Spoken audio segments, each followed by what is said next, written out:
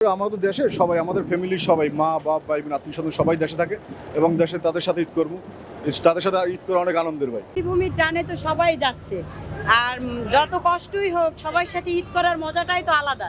বছর শেষে একবার ঈদ আসে, বাবা মার সাথে আনন্দ, একসাথে ঘোরাফেরা, ভালো মন্দ খাওয়া, এটা একটা আনন্দ।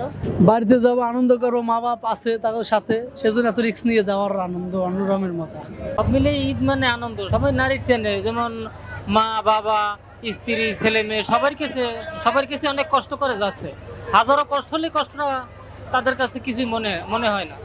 এই দেখি তো যাই পরিবেশের সাথে দেখা টাকা করবো, তারপর তাদের সাথে মানে ঘুরবো ফুরবো এবং আমার সেমাই টেমাই খামু সবাই সাথে নিয়ে টিয়ে, এইগুলো এটা আনন্দ আর কি। বাবা মার সাথে মার্কেটে যাইতাম নতুন কাপড় দড়ি কেনার জন্য, সে একটা আনন্দে আমাদের আলাদা ছিল। এবং এই জামা কাপড় নিয়ে আমরা এটা লুকিয়ে রাখতাম, যেহেতু অন্য না দেখে এটা ঈদের দিন করব। এখন তো সেটা না, এখন তো অনলাইনে কিনে, এখন বিভিন্ন যাতায়াতের অবস্থা ভালো হয়ে গেছে, দেশের ভালো হয়ে গেছে। এখন দেখা গেছে সবসময় বাড়িতে বসে পায়, সব জায়গাতে বসে পায়, সারা দেশে এখন শেষে এত উন্নত ছিল না, তো রাস্তাঘাট কালভার্ট ব্রিজ এত উন্নত ছিল না। এই জন্য সেই সময় গ্রামগঞ্জে নতুন পোশাক পাওয়ানোর বিশাল একটা মুশকিলই ছিল। আমরা গ্রামে বড় হয়েছি, তারপর 90 দশকের পরে আমরা শহরে আইছি। ছেলে মেয়ে আছে, মা বাপ আছে, সবই তো দেশে, এনে তো আর কেউই নাই, এনে তো আমরা এই কাজ করি।